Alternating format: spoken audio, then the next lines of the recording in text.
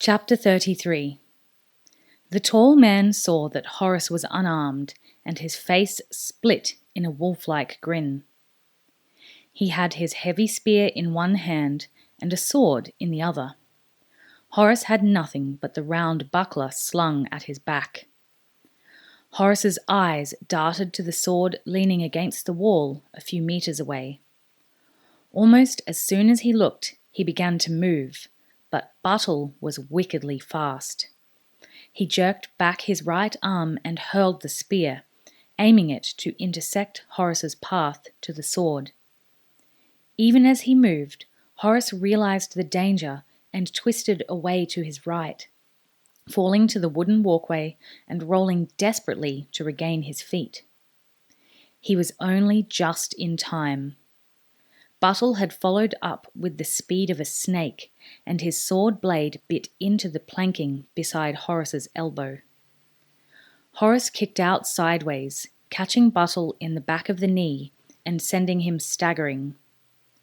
In the few seconds that he gained, he scrambled to his feet and shrugged off the shield's sling, gripping the buckler at the edges in both hands, holding it in front of him. He parried Buttle's next two strokes, holding the shield this way. Then, unexpectedly, he released his left-hand grip and swung the shield back-handed in a flat arc at Buttle's head, the heavy steel circle suddenly turning from a purely defensive piece into a clumsy weapon of attack. Buttle, startled by the unexpected improvisation, tried to deflect it with his sword blade, realized almost instantly that the shield was too heavy, and leapt backwards. Horus followed up his advantage, sweeping the shield in wide, flat arcs, swinging high and low, trying to catch Buttle in the legs, the body, or the head. But he was only buying time, and he knew it. Once Buttle overcame his initial surprise, he could use the sword's greater mobility and expose the shield's clumsiness and basic unsuitability as a weapon. He lunged at Horus's body, and the warrior was forced to revert to his double-handed grip on the shield, using it purely defensively as Buttle drove forward, lunging and cutting, looking for an opening in Horus's defense. In Horus's position, most warriors would have given in or run. But Horus never accepted defeat. It was one of the traits that made him the great warrior that he was. As he parried Buttle's sword strokes, his mind worked overtime, trying to find a way to defeat the bearded man before him. If he could remount the shield on his left arm once more and draw his dagger, he could. But he knew Buttle would never give him the time he needed for that. He considered throwing the shield, spinning it like a huge discus at Buttle, and following up with the dagger as his opponent tried to avoid it. But Buttle was fast as any adversary Horus had ever faced, and an attempt like that would probably be last ditch. He parried two more sword cuts and deflected a thrust. Buttle was fast, but he was not a particularly skillful or inventive swordsman, Horus realized. He could probably parry his strokes for some time, but it would only take one mistake on his part, and it would all be over. The sword cut into the rim of the shield and bit, holding solidly for a few seconds while the two antagonists heaved, each trying to break the other's grip. Eventually, the sword came free and Buttle staggered back. But even as he did, the point of the sword threatened Horus. Horus's eyes narrowed. If it happened again, he would resist for a second or so, then release the shield.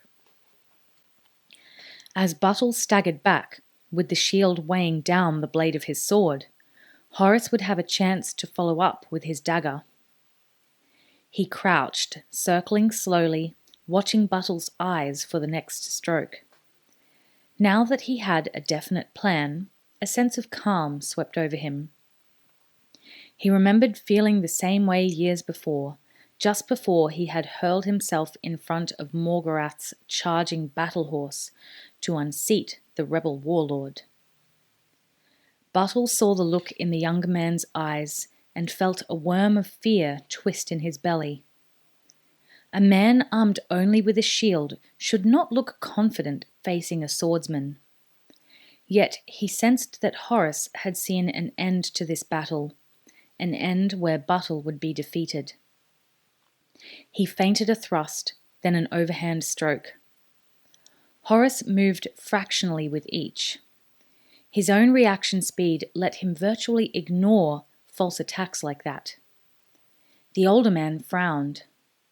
Unlike Horus, he had no real plan of attack other than to keep trying to cut the tall warrior down. And so far, he had come nowhere near doing it. The young man always seemed to have plenty of time to bring the shield into position to block his thrusts, his cuts, and his charges. And Buttle was only too aware of the heavy dagger hanging at Horus's right side. They faced each other, circling slowly, sword and shield moving together. Action, reaction. And then, in an instant, the impasse was broken. In his peripheral vision, Horus saw a huge figure looming over the wall at the head of one of the scaling ladders. Trobar towered above them for a second, saw Buttle, and dropped to the walkway, a huge wooden club in both hands. Without hesitation, he charged at the man who had tried to kill Shadow, swinging the club in huge, murderous arcs. Buttle retreated desperately, ducking and swaying to avoid the monstrous club. Trobar shambled after him, off balance and awkward, yet moving with surprising speed, driving John Buttle before him. The club thundered against the stone walls and wooden flooring as he swung it. A 20-centimetre piece broke off and went spinning away into the darkness below as he struck the walkway on one follow-through. Trobar grunted with the effort, his eyes fixed on the man who had hurt Shadow. Yet courage and the desire for revenge were not going to be enough. Despite his fearsome appearance, Trobar was totally unskilled in weapons and combat. His clumsy, crushing blows with the club were a primitive, instinctive reaction to his anger. As he tired, he became less coordinated, his strokes became wilder, and he became more vulnerable to a counterstrike from Buttle. Horus knew how the fight would end. He dashed desperately back to the wall for his own sword. During the fight with Buttle, they had moved some way from it. As his fingers closed round the familiar grip, he heard a startled cry of pain behind him. Looking back, he saw the club fall from Trobar's nerveless fingers as Buttle withdrew the sword from a thrust in the giant's side. Trobar clutched at the sudden fierce pain, feeling his own hot blood course over his fingers. Only his massive strength kept him standing for a few seconds. He looked uncomprehendingly down to his side, where the sword had cut into him. This was how Shadow must have felt, he thought vaguely. He saw that Buttle was about to thrust at him again, and hopelessly threw up his arm to ward off the sword. The point of the blade thrust into his massive forearm, sliding through muscle and flesh, jarring off the bone. Trobar whimpered in pain once more as Buttle angrily withdrew the sword. He had aimed for the giant's heart, but Trobar's last-minute reaction had thwarted him. This time, he thought. But there was to be no second time. As the blade darted forward again, Horus's sword flicked it to one side. And now John Buttle learned what swordsmanship was really about. He staggered back desperately under Horus's lightning-fast and constantly varying attack, never knowing where the next strike was going to be aimed, never knowing from which direction it might come. Horus's sword was a glittering wheel of light in the flare of the torches, a non-stop attack that left Buttle no time to plan his own counterattack, and barely time to defend himself. He was holding the sword in both hands now, horrified by the crushing force behind each of Horus's single-handed strokes, seemingly delivered without the slightest effort. Every one jarred his hands, wrists, and arms. He knew he could never hope to defeat this man, and so he took the only way he knew. He leapt back and dropped his sword, hearing it clatter on the walkway timbers. Then he dropped to his knees, hands held out wide. "Mercy!" he shouted hoarsely. "Please! I surrender! Mercy, I beg you!" Horus's downstroke had already started, and his eyes flinched with the effort of stopping. Buttle saw the stroke begin and cowered, turning his face away from death. Then, as the sudden pain didn't come, he looked back fearfully to see Horus standing over him, a disgusted look on his face. "You really are a gutless piece of scum, aren't you?" Horus said. He looked back to where the huge figure of Trobar had sunk to the planking, blood quietly soaking the walkway around him. Then he looked at Buttle again, remembering all that Gundar and Will had told him.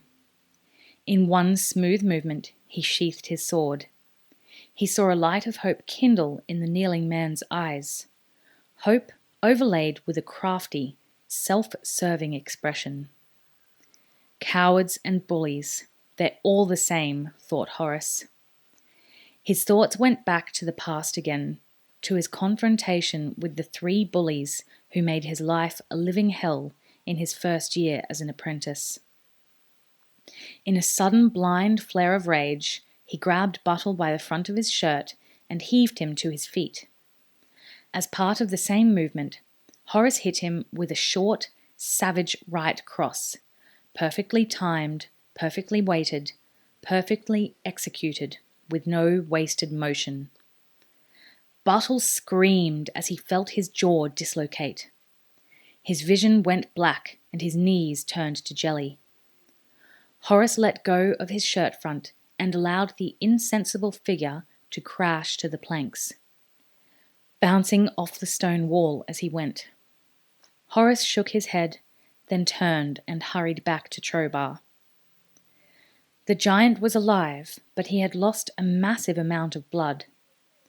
Gently, Horus rolled him over and searched for a bandage. Long and bitter experience had taught him to carry a basic first aid pack whenever he went into battle. It was in a pouch on the back of his belt, and he found a clean bandage there, holding it against the sword wound in Trobar's side, then binding it in place with the giant's own belt. The bandage was instantly soaked in blood, but at least it staunched the flow. Trobar's eyes were opened, and he looked at Horus, uncomprehending. Horus forced a smile onto his face. "You'll be fine," he said. Trobar's lips moved, and Horus shushed him. "Don't try to talk. Rest. Mallkallam will fix you up," he said. He hoped the doubt that he felt didn't show in his eyes. The wound was a serious one, and even Mallkallam's skill would be tested by it, he knew. Trobar tried again. This time, he managed a vague croak. Horus saw the fear in the giant's eyes then. And, as he saw it, he realized that Trobar wasn't looking at him. He was looking behind him. He swung around. Buttle, his face swollen and distorted, blood running down from his mouth, stood above him, his sword raised in a double-handed grip high over his head. There was hatred in his eyes. Hatred and triumph. In another second, Horus would be dead. But there wasn't another second. Gundar Hardstriker's axe came spinning out of the night, rotating end over end with a peculiar whoomp, whoomp, whoomp sound. 8 kilograms of solid wood and heavy iron, it struck Buttle in the back. He grunted in pain, his eyes glazed in surprise and shock. The sword fell to the ground behind him as he staggered under the impact. He tried to reach feebly behind him to pluck the massive weapon free, but he lacked the strength and the purpose. He took a pace to the left, lurched, reeled, and fell into the dark courtyard below them with a resounding thud. Horus came wearily to his feet as Gundar joined them. "Nice throw," he said. The Scandian nodded. "All I could do," he said. "I knew I couldn't reach you in time." He peered anxiously over the edge of the walkway, down at the crumpled figure on the flagstones below. Horus moved beside him and dropped a hand on his shoulder. "Don't worry about him. He's finished," he said. Gundar looked at him dismissively. "To hell with him. I hope my axe is all right."